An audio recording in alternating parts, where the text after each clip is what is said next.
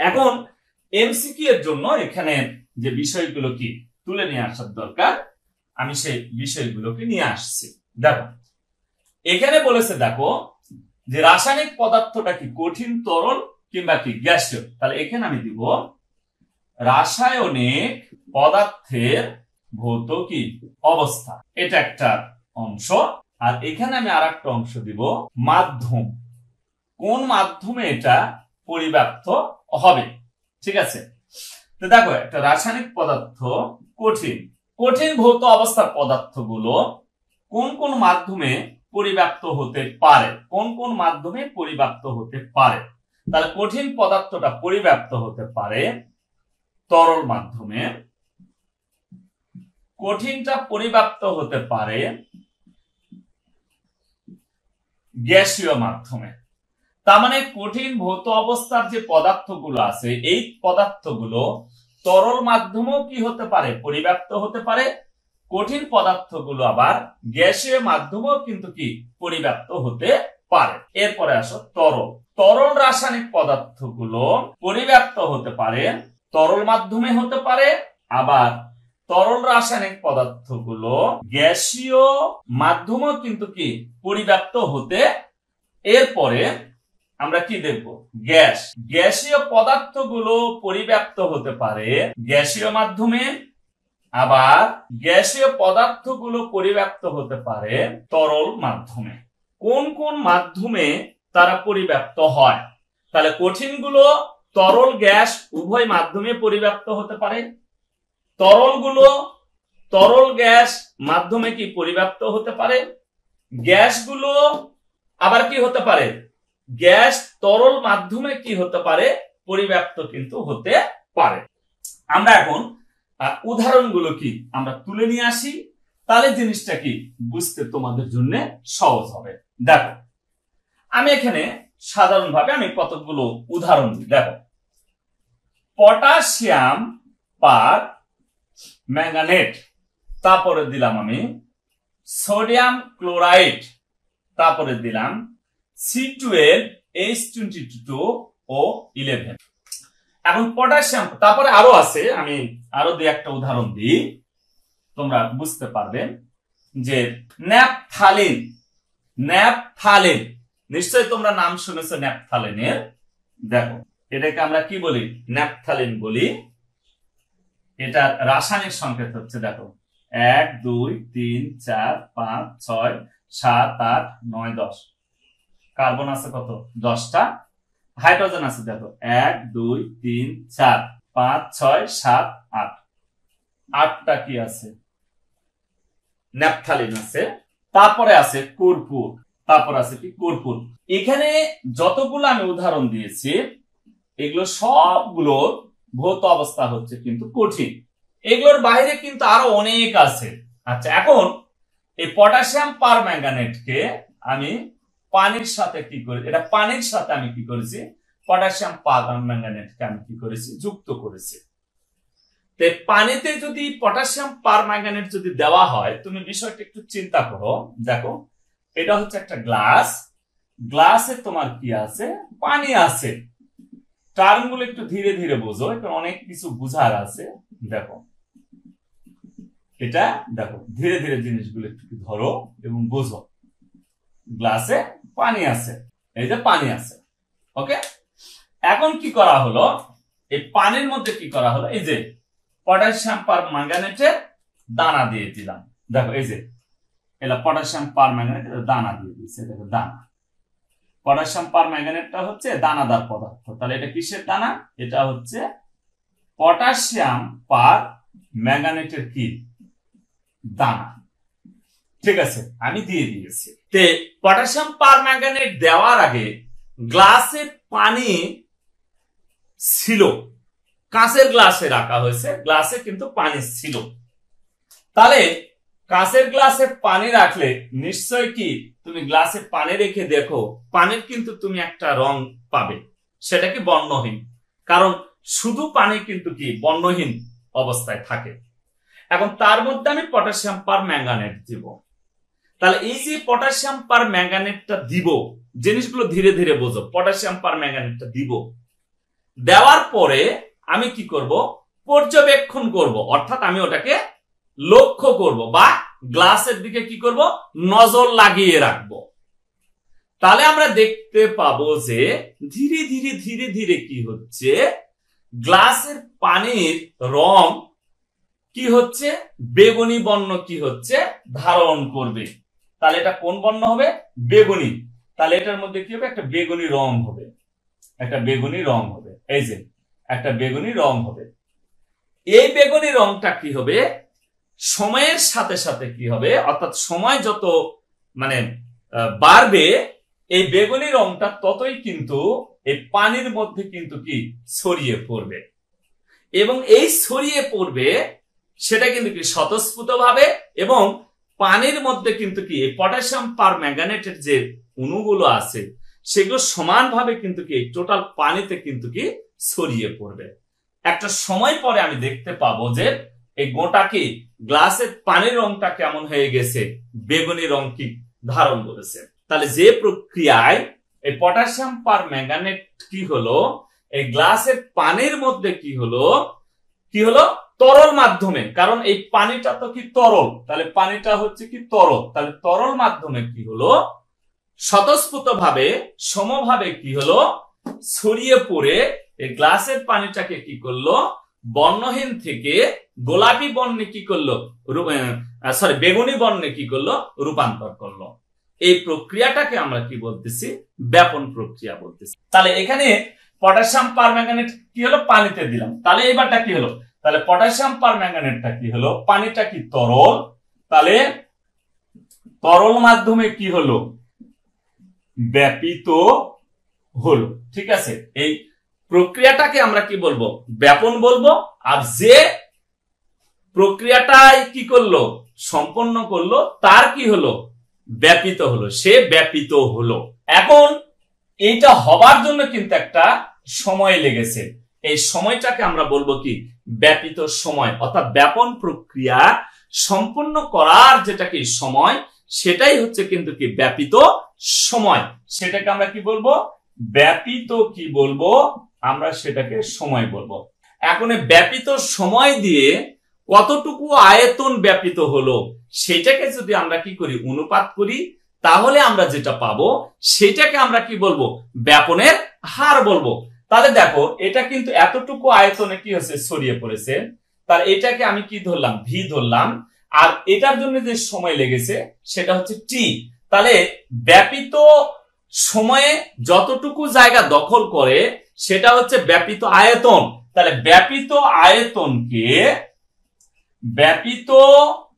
আয়তনকে আমরা যদি কি করি, ব্যাপিত কি করি সময় দিয়ে যদি কি করি ভাগ করি, অর্থাৎ ব্যাপিত আয়তন এবং কি ব্যাপিত সময়ের যেটা অনুপাত, অর্থাৎ আয়তন এবং কি সময়ের নয়, এটা ব্যাপিত আয়তন এবং কি ব্যাপিত সময়ের যেটা অনুপাত, এই অনুপাতটাকে আমরা কি বলি, ব্যাপনের হার বলি। এই ব্যাপনের হারকে আমরা আর দ্বারা প্রকাশ করি। ব্যাপিত আয়তনটা হচ্ছে কত, ভি, আর ব্যাপিত সময়টা হচ্ছে কত, টি। তাহলে আর সমান হবে কত, ভি বাই টি। তাহলে আয়তনের কি আছে, একক আছে, তাহলে আয়তনের এককটা কি মিটার কিউব, আর সময়ের একক হচ্ছে কি সেকেন্ড। তাহলে এককটা হচ্ছে কি মিটার কিউব পার কি সেকেন্ড, বা এটাকে তোমরা এইভাবেও লিখতে পারো মিটার কিউব পার সেকেন্ড, এটাও কি তোমরা কিন্তু কি লিখতে পারো। তাহলে এখান থেকে দেখো আমরা কতগুলো জিনিস কিন্তু কি আমরা বের করে নিয়ে আসলাম। এক নাম্বার হচ্ছে পটাশিয়াম পারম্যাঙ্গানেট যদি যে মাধ্যমে কি ব্যাপিত হলো সেটা হচ্ছে তরল মাধ্যম। তাহলে পটাশিয়াম পারম্যাঙ্গানেট একটা কঠিন রাসায়নিক পদার্থ, আর পানিটা হচ্ছে কি মাধ্যম। তাহলে কোন মাধ্যম, তরল মাধ্যম। তাহলে তরল মাধ্যমে পটাশিয়াম পারম্যাঙ্গানেট কি হয়েছে, ব্যাপিত হয়েছে, হয়ে কি করেছে এই পাত্রের পানির রংটা কি করেছে, বেগুনি বর্ণ কিন্তু কি ধারণ করেছে।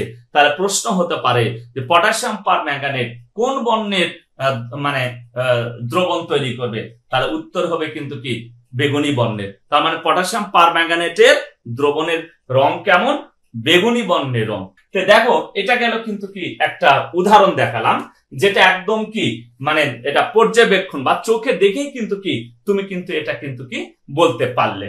ওকে, এইবারটা তোমরা এখন বিষয় খেয়াল করবে। কারণ সোডিয়াম ক্লোরাইড, তাহলে সোডিয়াম ক্লোরাইডও কিন্তু কি সলিড, সোডিয়াম ক্লোরাইডও কিন্তু কি একটা সলিড পদার্থ, অর্থাৎ কি কঠিন পদার্থ। এখন এটাকে এখন আমি কি করলাম, পানিতে ছড়িয়ে দিব। তাহলে সোডিয়াম ক্লোরাইড যোগ করার আগে পানির কিন্তু একরকম কি থাকবে, স্বাদ থাকবে। কেমন থাকবে? স্বাদ লাগবে, ঠিক আছে, একরকম স্বাদহীন হবে। কিন্তু যখন আমি সোডিয়াম ক্লোরাইড ফেলবো, ঠিক আছে, তারপরে একটা সময় পরে যখন আমি দেখব যে পানির স্বাদ আমি কি গ্রহণ করব, তখন দেখব যে সোডিয়াম ক্লোরাইড যুক্ত করার আগে পানির যে স্বাদ ছিল, সোডিয়াম ক্লোরাইডটা যুক্ত করার পর পানির স্বাদ কিন্তু পরিবর্তন হলো। তার মানে সোডিয়াম ক্লোরাইডের স্বাদ হচ্ছে কি লবণাক্ত, একটু কি লোনতা টাইপের, ঠিক আছে। তাহলে কি একটু খড়খড়, ওই যে অনেক সময় কি তরকারিতে দেখো না লবণ বেশি হলে কি মানে খড়খড় লাগে, তখন আম্মুকে ডেকে তোমরা বলো যে মা লবণ কি বেশি হয়েছে, তাই না, তখন কি করো, বিকল্প কোনো কি পদ্ধতি বের করো। আবার অনেক সময় দেখা যায় যে কি লবণ কি হয়েছে, কম হয়েছে, তখন আমরা কি করি, লবণ আবার কি দিয়ে কিন্তু খাই। তো যাই হোক, ওটা বিষয় নয়, মূল থিমটা বোঝো। তাহলে লবণটা কি দিলাম, পানিতে দিলাম। তাহলে পানিতে যখন লবণ দিব, তখন এই লবণের অণুগুলো কি হবে, সমানভাবে কি হবে, স্বতঃস্ফূর্ত ভাবে গোটা গ্লাসের পানিতে কিন্তু কি ছড়িয়ে পড়বে। তাহলে এটাও কিন্তু একটা কিন্তু কি ব্যাপন প্রক্রিয়া। তাহলে সোডিয়াম ক্লোরাইড কোন মাধ্যমে ছড়িয়ে পড়লো, তরল মাধ্যমে। তাহলে এটাও কিন্তু কি গেল, তরল মাধ্যমে কিন্তু কি ছড়িয়ে পড়লো। এখন এই সম্পূর্ণ ছড়িয়ে পড়তে যে সময় লাগলো, সেই সময়টা হচ্ছে কি ব্যাপিত সময়। আর গ্লাসের টোটাল আয়তনের পানিতে ছড়িয়ে পড়েছে, ওই আয়তনটা হচ্ছে কি ব্যাপিত আয়তন, ঠিক আছে। আর একক সময়ে কতটুকু আয়তনে সোডিয়াম ক্লোরাইড ছড়িয়ে পড়েছে, সেটা হয়ে গেছে তোমার কি ব্যাপনের হার। C12H2, এটা O11, এটা হচ্ছে কিন্তু চিনি, এটা কিন্তু চিনি, তোমরা সবাই জানো এটা হলো চিনি। তাহলে চিনির স্বাদ হচ্ছে কি মিষ্টি। তাহলে চিনিকে যদি পানিতে দেওয়া হয়, তাহলে গ্লাসের পানি, এখানে চিন্তা করে দেখো, তাহলে চিনির অণুগুলো কি হবে, এই গ্লাসের পানির মধ্যে কি হবে, ছড়িয়ে পড়বে। তাহলে চিনির স্বাদ হচ্ছে কি মিষ্টি, তখন কি গোটা গ্লাসের পানি তখন কি মিষ্টি লাগবে। তাহলে এখানে তোমরা কি বুঝলে যে চিনির অণুগুলো কি হচ্ছে, সমানভাবে গ্লাসের পানির মধ্যে কি হচ্ছে, স্বতঃস্ফূর্ত ভাবে কিন্তু কি ছড়িয়ে পড়েছে। তাহলে সুতরাং এটা হচ্ছে কিন্তু কি চিনির অণুর কি ঘটলো, ব্যাপন হলো কোন মাধ্যমে, এটাও কিন্তু কি তরল মাধ্যমে কিন্তু হয়ে। এইবারটা দেখো, এটার নাম হচ্ছে কি ন্যাপথালিন, C10H8, এটার নাম হচ্ছে কি ন্যাপথালিন। কি বললাম বলো তো, ন্যাপথালিন। দেখো বাসা বাড়িতে কিন্তু বেসিন থাকে, কি থাকে বলো তো, বেসিন থাকে, ঠিক আছে, বেসিন থাকে। তো অনেক সময় দেখো এই বেসিনের, তোমরা দেখো এটা হচ্ছে কি বেসিন, তা না, এটা হচ্ছে তোমার হচ্ছে কি, এটা হচ্ছে কি বেসিন। দেখো বেসিনে কি থাকে, এরকম কিন্তু ন্যাপথালিন, দেখো ন্যাপথালিনের দানা কিন্তু কি দেওয়া থাকে, তোমরা একটু খেয়াল করে দেখো, এরকম কি ন্যাপথালিনের কি দেখে দানা থাকে। তারপরে দেখো ন্যাপথালিন যখন দিয়ে রাখো, তখন দেখো ওইখান থেকে কিন্তু কি একটা গন্ধ কিন্তু কি হয়, বের হয়, যে গন্ধটা কি হয়, ছড়িয়ে কিন্তু কি পড়ে। যদি বেসিনে রাখো, বেসিনটা যদি কি মানে কি বলা হয় এটাকে, বাথরুমে যদি থাকে, তাহলে গোটা বাথরুমে কিন্তু কি বেসিনের ওই ন্যাপথালিনের গন্ধটা কি ছড়িয়ে পড়ে। তারপরে আবার কি ওই ন্যাপথালিন যদি কি বেসিনে না রেখে কি ডাইনিং টেবিলের ওখানে যদি থাকে, তাহলে ওখানেও কিন্তু যদি রাখা হয়, তাহলে ওখানেও কি হয়, ওটা কিন্তু কি ছড়িয়ে কিন্তু কি পড়ে। তাহলে এটা, তাহলে ন্যাপথালিনটা কোন মাধ্যমে ছড়িয়ে পড়লো, বায়বীয় বা গ্যাসীয় মাধ্যমে কিন্তু কি হলো, ছড়িয়ে পড়লো। তাহলে এটাও কিন্তু হয়ে গেল কিন্তু কি ব্যাপন। তাহলে দেখো ন্যাপথালিন কিন্তু কি কঠিন পদার্থ, এটা কোন মাধ্যমে ছড়ালো, মানে কঠিন মাধ্যমে, গ্যাসীয় বা বায়বীয় মাধ্যমে কি ছড়ালো। তাহলে এটাও হচ্ছে কিন্তু ব্যাপন। তাহলে দেখো কর্পূর, এটা হচ্ছে একটা কঠিন পদার্থ। তো এটাকে যদি রেখে দেওয়া হয়, আমি যদি রেখে দিই, তাহলে কর্পূরের একটা কি আছে, একটা সুগন্ধ আছে। এই সুগন্ধটা আমাদের চারিদিকে কি হয়, ছড়িয়ে পড়ে। চারিদিকে কি হয় বলতো, ছড়িয়ে পড়বে, চারিদিকে কিন্তু কি ছড়িয়ে পড়বে। তাহলে এই যে তোমরা লক্ষ্য করে দেখো, তাহলে এই যে কর্পূর যে মানে, তাহলে কি হলো, উন্মুক্ত করে রাখলে কর্পূরের যেটা গন্ধ, এই গন্ধটা কি হবে, একদম কি সম্পূর্ণ রূপে চারিদিকে তখন কি হবে, পরিব্যাপ্ত হবে। তাহলে এটাও কিন্তু একটা ব্যাপন। তাহলে কর্পূরটা কোন মাধ্যমে ব্যাপিত হলো, কঠিন মাধ্যমে কিন্তু কি ব্যাপিত হলো। এবার আসো তরল রাসায়নিক পদার্থগুলো। তো এখানে আরেকটু কথা একটু বলে রাখি, তোমরা এটা একটু এক্সক্লুসিভ, এটা একটু লিখে নাও খাতায়, এক্সক্লুসিভ। দেখো, কঠিন মাধ্যমে ব্যাপন হয় না, এটা মনে রাখ। কঠিন মাধ্যমে কিন্তু ব্যাপন হবে না। ব্যাপনের মাধ্যমই হচ্ছে তরল এবং গ্যাস। কিন্তু কঠিন পদার্থের ব্যাপন হতে পারে, সেটা অবশ্যই কি তরল এবং গ্যাসীয় মাধ্যমে। তরল রাসায়নিক পদার্থ যেমন দেখো, নীল রং কিংবা কলমের নীল রং এর কি কালি, অথবা কলমের লাল রং এর কি কালি। কলমের নীল রঙের কালি এবং কলমের কি লাল রঙের কালি অথবা কি নীল রং, তোমরা এগুলোর কথা কি চিন্তা করে দেখো। তোমরা কি করলে, ধরো এরকম একটা কি গ্লাস নিলে, এরকম তুমি একটা গ্লাস নিলে, এই গ্লাসের মধ্যে তুমি পানি রাখলে, এই যে তুমি পানিগুলো রাখলে, বাস এই যে পানি রাখলে, এটা কিন্তু সাধারণ তাপমাত্রার কিন্তু পানি। আমি কিন্তু সাধারণভাবে আগে জিনিসগুলোকে আগে আমি উপস্থাপন করি। তো এটার মধ্যে কি করা হলো, এই যে নীল রংটা কি এটার মধ্যে দিয়ে দেওয়া হলো। তাহলে এই যে নীল কালি আমি এটা দিয়ে দিলাম, এই যে পানিতে দিচ্ছি, ঠিক আছে, পানিতে দিয়ে দিলাম। তাহলে একটা সময় পরে আমি লক্ষ্য করব এবং আমি দেখব, বা তোমরাও কি লক্ষ্য করবে এবং দেখবে, সেটা কি এই গ্লাসের সমস্ত পানির রং নীল হয়ে গেছে।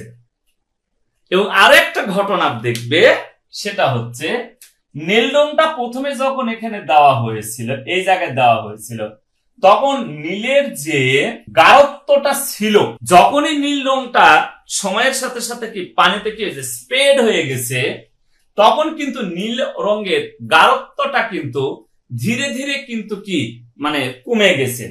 গাঢ়ত্বটা ধীরে ধীরে কিন্তু কি কমে গেছে। তার মানে যেখানে বেশি গাঢ় ছিল, ওইটা থেকে ঘনত্ব ছিল কি বেশি। আর যখন এটা কি হচ্ছে, ধীরে ধীরে আস্তে আস্তে কি যখন এটা কি হচ্ছে ছড়িয়ে পড়েছে, তখন কিন্তু এটার ঘনত্বটা কিন্তু কি কমে গেছে, অর্থাৎ গাঢ়ত্বটা কি হচ্ছে হ্রাস পাচ্ছে। তার মানে কি বেশি ঘনত্ব থেকে দেখো ক্রমান্বয়ে কিন্তু কি কম ঘনত্বের দিকে কিন্তু কি নীল রংটা কিন্তু চলে গেছে। তাহলে এই যে নীল রংটা যে এই যে পানিতে ছড়িয়ে পড়লো, পানিটা তো তরল, তাহলে তরলের মাধ্যমে কিন্তু ছড়িয়ে পড়লো। তাহলে এখানে এই নীল রং এটা হচ্ছে কি তরল প্রকৃতির। কলমের কালের নীল রং এর কালি, এটাও তরল। কলমের লাল রঙের কালি, এটাও কিন্তু কি তরল। তাহলে এটা কি হলো, দেখো তরল মাধ্যমে কিন্তু কি ছড়িয়ে পড়লো। তাহলে এই যে দেখো তরল পদার্থ তরল মাধ্যমে ছড়িয়ে পড়লো, তাহলে এটাও কিন্তু একটা কিন্তু কি ব্যাপন। আর এই যে ছড়িয়ে পড়তে যে সময়টা লাগলো, এই যে ধর এইটুকু ছড়িয়ে পড়তে তো একটা সময় লেগেছে, তাহলে এই সময়টাকে আমরা কি বললাম, ব্যাপিত সময় বললাম। আর এই টোটাল আয়তনটাতে কি ছড়িয়ে পড়েছে, তাহলে টোটাল আয়তনটাকে আমরা কি বলবো, ব্যাপিত আয়তন বলবো। এই টোটাল ব্যাপিত আয়তনকে টোটাল ব্যাপিত সময় দ্বারা কি করব, ভাগ করব। ভাগ করলে আমরা যেটা পাবো সেটা হবে কি এর ব্যাপনের হার। তাহলে আমরা কি পেলাম, এখানে নীল রংটা ছড়িয়ে পড়লো কোন মাধ্যমে, এটা হচ্ছে তরল মাধ্যমে, এটা হচ্ছে তরল মাধ্যমে, এই যে তরল মাধ্যমে। তাহলে এটা তরল তরল, তাহলে তরল পদার্থ তরল মাধ্যমে কি ছড়িয়ে পড়লো। পেট্রোল কিংবা অকটেন, দেখো পেট্রোল কিংবা অকটেন যেটাই হোক না কেন, ঠিক আছে, এগুলো কিন্তু তরল অবস্থায় কিন্তু থাকে। তো দেখো পেট্রোলের কিন্তু একটা গন্ধ আছে, অকটেনেরও কিন্তু একটা গন্ধ আছে। কিন্তু তোমরা নিশ্চয় কি তোমরা যারা গাড়িতে চড়ো দেখবে, যারা পেট্রোল মানে কি বলবো যে জ্বালানি ব্যবহার করে যে ইঞ্জিন গুলো চলে, এগুলো কি কার, মাইক্রো, এগুলোর কথা বলা হচ্ছে। অকটেন ব্যবহার করা হয় কি, অকটেন ইঞ্জিন আছে, যেমন কি প্রাইভেট কার গুলো মূলত হচ্ছে কি অকটেন জ্বালানি হিসাবে ব্যবহার করা হয়। পেট্রোল গুলো কিন্তু কি মানে গাড়ি চালানোর কাজে কি ব্যবহার করা হয়। আর এটা টোটালটাই কিন্তু এটা কিন্তু কি হাইড্রোকার্বন। এটাকে আর এক ভাষায় যদি বলা হয়, এগুলো হচ্ছে কিন্তু পেট্রোলিয়াম। তাহলে পেট্রোল এবং অকটেনের ভৌত অবস্থা কিন্তু তরল। দেখো তোমরা লক্ষ্য করে দেখো, পেট্রোল এবং অকটেনের ভৌত অবস্থাটা কিন্তু হচ্ছে কিন্তু তরল। তো এখন পেট্রোল কিংবা অকটেন যেটাই হোক না কেন, তোমরা ওটাকে কি করলে একটু একটা বাটিতে রাখো। বাটিতে রেখে কিছু সময় পরে তুমি একটু কি লক্ষ্য করলে দেখবে যে ওই বাটি থেকে পেট্রোল কিংবা অকটেন যে আয়তন রেখেছিলে তার চাইতে কম আয়তন কিন্তু কি পাবে, আর অবশিষ্ট টুকু কিন্তু কি বাতাসের সাথে কিন্তু কি হয়েছে, ছড়িয়ে কিন্তু পড়েছে, এবং তুমি কিন্তু একটা গন্ধ পাবে। দেখো পেট্রোলের কিন্তু একটা গন্ধ বের হয়, অকটেনের কিন্তু একটা গন্ধ বের হয়। তাহলে এখন এই যে পেট্রোল বা অকটেনের কণাগুলো বা অণুগুলো কি হয়েছে, দেখো বায়বীয় বা গ্যাসীয় মাধ্যমে কি হয়েছে, ছড়িয়ে পড়েছে। গ্যাসীয় মাধ্যমে কি হয়েছে, ছড়িয়ে পড়লো। ঠিক আছে, তাহলে এটাই হচ্ছে কিন্তু কি তরল পদার্থ, গ্যাসীয় বা কি বায়বীয় মাধ্যমে কি এই যে ছড়িয়ে পড়লো, এটাই হচ্ছে কিন্তু কি মানে কি বলবো যে তরল পদার্থ গ্যাসীয় মাধ্যমে হচ্ছে কি ব্যাপন। কঠিন পদার্থগুলো তরল এবং গ্যাসীয় মাধ্যমে ছড়িয়ে পড়ার বিষয়টা দেখলেন। তরল পদার্থগুলো তরল এবং কি গ্যাসীয় মাধ্যমে কি ছড়িয়ে পড়া দেখলেন। এইবারটা এখন আমরা দেখব গ্যাসীয় পদার্থগুলো মানে তরল মাধ্যমে কিংবা গ্যাসীয় মাধ্যমে যে ছড়িয়ে পড়ে তার আমরা কয়েকটা উদাহরণ একটু কি দেখে আসার চেষ্টা করি, তাহলে জিনিসগুলো বুঝতে সহজ হবে। তাহলে একটু দেখো, তাহলে এখন আমরা একটা উদাহরণ নিই, সেটা হচ্ছে হাইড্রোজেন সালফাইড গ্যাস। এটা হচ্ছে হাইড্রোজেন সালফাইড গ্যাস, এটার একটা সুন্দর একটা গন্ধ আছে, সেটা হচ্ছে পচা ডিমের গন্ধের কি মতন। ঠিক আছে, পচা ডিমের গন্ধের মতন হচ্ছে কি এই হাইড্রোজেন সালফাইডের হচ্ছে কি গন্ধ। ঠিক আছে, তো এটা কিন্তু হচ্ছে গ্যাসীয় পদার্থ। তো এখন হাইড্রোজেন সালফাইড গ্যাস যদি থাকে বা ল্যাবরেটরিতে যখন হাইড্রোজেন সালফাইড গ্যাসটাকে যখন আমরা কি করি তৈরি করি, তখন যখন তৈরি হয় তখন কিন্তু আমরা এই পচা ডিমের গন্ধের মতন কিন্তু কি নেই, আমরা কি গন্ধ কিন্তু পাই, এবং ওই গন্ধটা যখন কি হয় ছড়িয়ে পড়ে বাতাসের মাধ্যমে, তখন আমরা বুঝি যে হাইড্রোজেন সালফাইড গ্যাস কি হয়েছে, তৈরি হয়েছে। হাইড্রোজেন সালফাইড গ্যাস তৈরি হয়েছে। তাহলে দেখো, তাহলে হাইড্রোজেন সালফাইড গ্যাসটা কি হলো, বাতাসের মাধ্যমে কিন্তু কি ছড়িয়ে পড়লো। তাহলে এখানে হাইড্রোজেন সালফাইড গ্যাসের ছড়িয়ে পড়ার মাধ্যমটা হচ্ছে কি বায়বীয়, বা এটা কি হলো গ্যাসীয় মাধ্যমে কি হলো, এটা কি হলো ছড়িয়ে পড়লো। তাহলে এখানে দেখো গ্যাসটা কি হলো, দেখো গ্যাসীয় মাধ্যমে কিন্তু কি ছড়িয়ে পড়লো। আমি আর একটা উদাহরণ দিই, দেখো অ্যামোনিয়া গ্যাস কিংবা কার্বন ডাই অক্সাইড গ্যাস। ঠিক আছে, সরি কার্বন ডাই অক্সাইড গ্যাসের উদাহরণটা আসবে না, আমরা অ্যামোনিয়া গ্যাসের কথা চিন্তা করি। দেখো অ্যামোনিয়া গ্যাসকে যদি কি করা হয়, পানিতে যদি কি করা হয় প্রবেশ করানো হয়, তাহলে অ্যামোনিয়া গ্যাসটা কি হয়, পানির সাথে কি হয় ধীরে ধীরে কি হয় মিশে যায়। মিশে তখন কি করে, অ্যামোনিয়া তো কি তোমরা জানো যে এটা কিন্তু হচ্ছে কি ক্ষারধর্মী যৌগ, এটা হচ্ছে ক্ষারধর্মী একটা কিন্তু কি যৌগ। তাহলে অ্যামোনিয়া গ্যাসটা কি হয়, পানির অণুর সাথে কি হয় ধীরে ধীরে ধীরে ধীরে কিন্তু কি হয় একটু মিশতে থাকে। ঠিক আছে, এই মিশে এটা কি হয় সমস্ত পানিতে কি ধীরে ধীরে ধীরে ধীরে কিন্তু কি ছড়িয়ে পড়ে, পরে গোটা পানিটা তখন কি হয় ক্ষারধর্মী কিন্তু কি তৈরি করে ফেলে দেয়। তাহলে এখানে অ্যামোনিয়া গ্যাসটা কোন মাধ্যমে ছড়ালো, তোমার হচ্ছে পানিতে ছড়িলো, তার মানে কি তরল মাধ্যমে কিন্তু কি ছড়িয়ে পড়লো। তাহলে এটা কিন্তু হচ্ছে কি গ্যাসীয় পদার্থ কি তরল মাধ্যমে কি ছড়িয়ে পড়ারটা হচ্ছে কি এটা কিন্তু একটা উদাহরণ। তাহলে আমরা এতক্ষণ যে ব্যাপন নিয়ে যে আমরা যে উদাহরণগুলো দিলাম, আমরা যে আলোচনাগুলো করলাম, তাহলে এখান থেকে আমরা কতগুলো বিষয়ের উপরে কি সুন্দর একটা কি আমরা একটা কি সামারি কিন্তু কি তৈরি করে ফেলে দিতে পারি।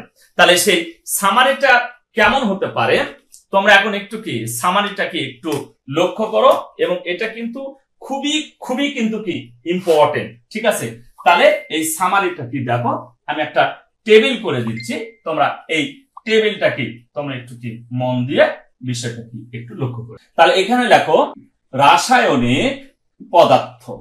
ঠিক আছে, রাসায়নিক পদার্থ, ওকে। তারপরে এটা দিলাম হচ্ছে কি তার হচ্ছে মাধ্যম, তার মানে এই রাসায়নিক পদার্থটা কোন মাধ্যমে ছড়িয়ে পড়লো। ঠিক আছে, এটা দিলাম হচ্ছে কি মাধ্যম। ঠিক আছে, এটা হচ্ছে মাধ্যম, ওকে।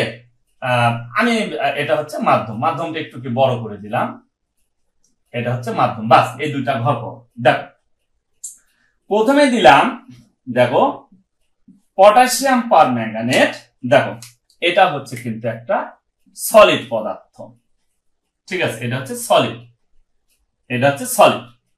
তারপরে আমি আরো দুইটা উদাহরণ দিলাম, এটা হচ্ছে তোমার সোডিয়াম ক্লোরাইড, তারপরে হচ্ছে তোমার C12H22O11, ঠিক আছে, এরকম আরো অনেক উদাহরণ আসবে। তা আমাদের অতগুলো উদাহরণের দরকার নেই, আমরা মূল উদাহরণ কয়েকটাকে একটু খেয়াল করে রাখি। পটাশিয়াম পারম্যাঙ্গানেট, সোডিয়াম ক্লোরাইড এবং হচ্ছে কি চিনি, ঠিক আছে। তাহলে এই রাসায়নিক পদার্থগুলো দেখো কোন কোন মাধ্যমে ছড়াতে পারে। তাহলে এগুলো ছড়াতে পারে, দেখো তরল মাধ্যম, তরল মাধ্যমে ছড়াতে পারে। তাহলে এই তিনটা ছড়াবে কিন্তু কি তরল মাধ্যমে। আচ্ছা এরপরে আসো ন্যাপথালিন, দেখো এটা হচ্ছে ন্যাপথালিনের কি, এটা ন্যাপথালিন বা এটাকে C10, এই সেইটা আমাকে বলা হলো। তারপরে দিলাম হচ্ছে কি কর্পূর, দেখো এটা কোন মাধ্যমে ছড়ালো, এটা ছড়ালো বায়বীয় মাধ্যম। তোমরা চার্টগুলো করে নাও, এগুলো তোমাদের জন্য খুবই ইসেনশিয়াল, খুবই ইম্পর্টেন্ট। তাহলে দেখো সেটা হচ্ছে কি আমরা কঠিনের বিষয়টা কি ক্লিয়ার হয়ে গেলাম। ওকে, এরপরে আসো আমরা এখন একটু লক্ষ্য করি।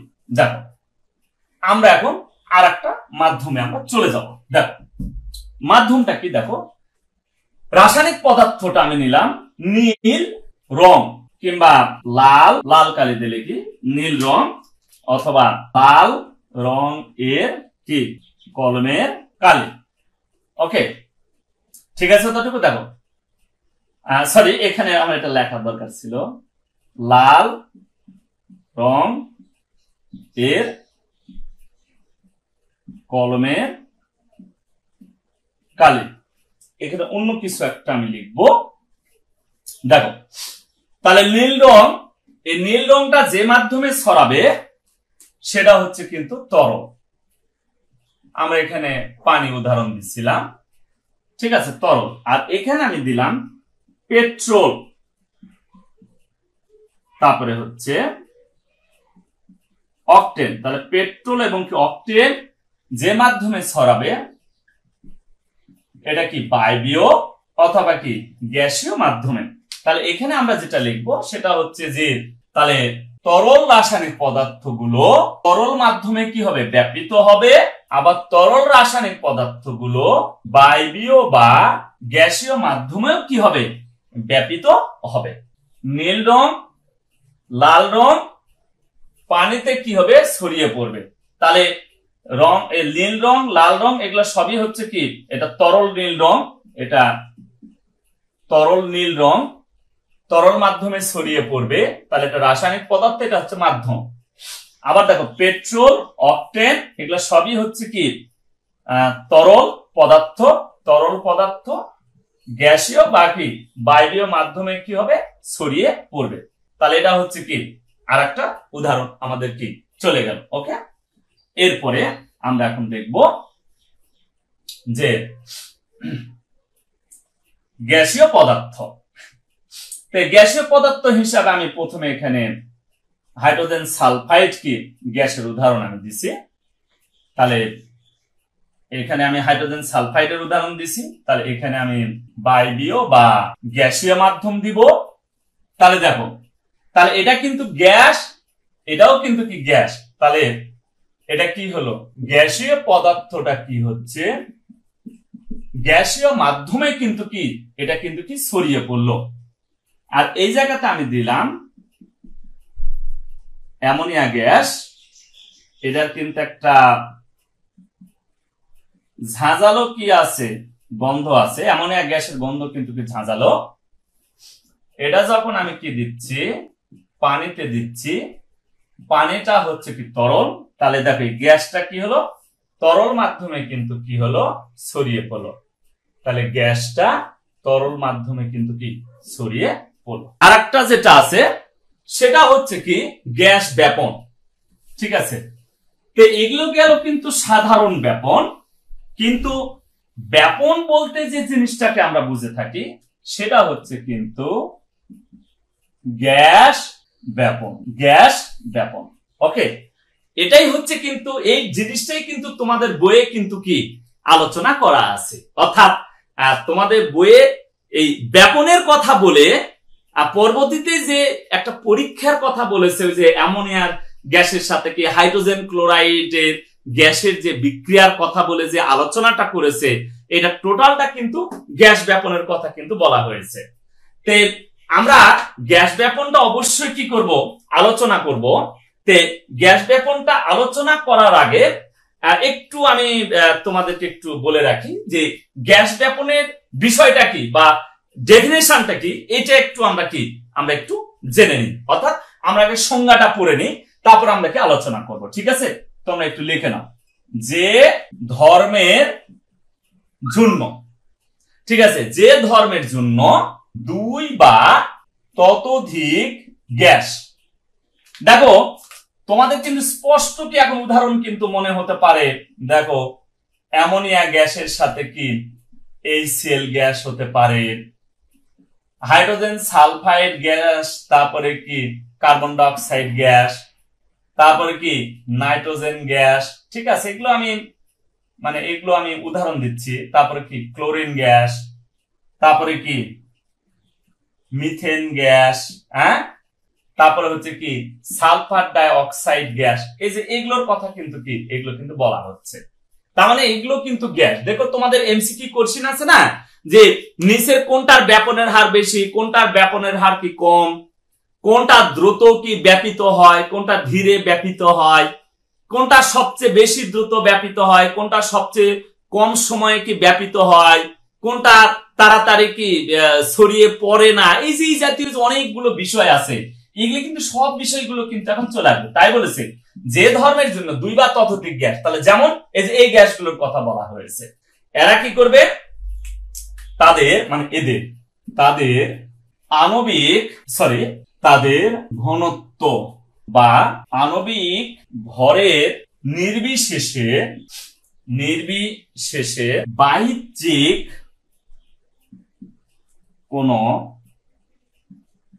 সাহায্য ছাড়া, এই বাহ্যিক কোন সাহায্য ছাড়া বলতে আমরা যেটাকে বুঝি সেটা হচ্ছে কি চাপকে আমরা বুঝি। তার মানে কি বাইরের কোন চাপ ছাড়া, ঠিক আছে, বাইরের কোন চাপ ছাড়া, বাইরের কোন সাহায্য ছাড়াই স্বতঃস্ফূর্ত ভাবে সমভাবে মিশ্রিত হয়ে সমসত্ব গ্যাস মিশ্রণ তৈরি করে, তাকে গ্যাস ব্যাপন বলে, তাকে গ্যাসের ব্যাপন বলে। আমি আবারও বলি, তোমরা এখন একটু লক্ষ্য করো। যে ধর্মের জন্য দুই বা ততোধিক গ্যাস তাদের ঘনত্ব বা আণবিক ভরের নির্বিশেষে বাহ্যিক কোন সাহায্য ছাড়া, অর্থাৎ বাইরের কোন চাপ ছাড়া স্বতঃস্ফূর্তভাবে সমভাবে কি হয় মিশ্রিত হয়ে সমসত্ব কি করে গ্যাস মিশ্রণ কি করে তৈরি করে, তাকে গ্যাসের ব্যাপন বলে। এখানে কতগুলো কথা আছে, গ্যাস মিশ্রণ, ঠিক আছে, সমসত্ব, স্বতঃস্ফূর্ত সমভাবে চাপ ছাড়া, এবং বলা হয়েছে দুই বা ততোধিক তাদের কি গ্যাসের ঘনত্ব হতে পারে অথবা আণবিক ভরও হতে পারে।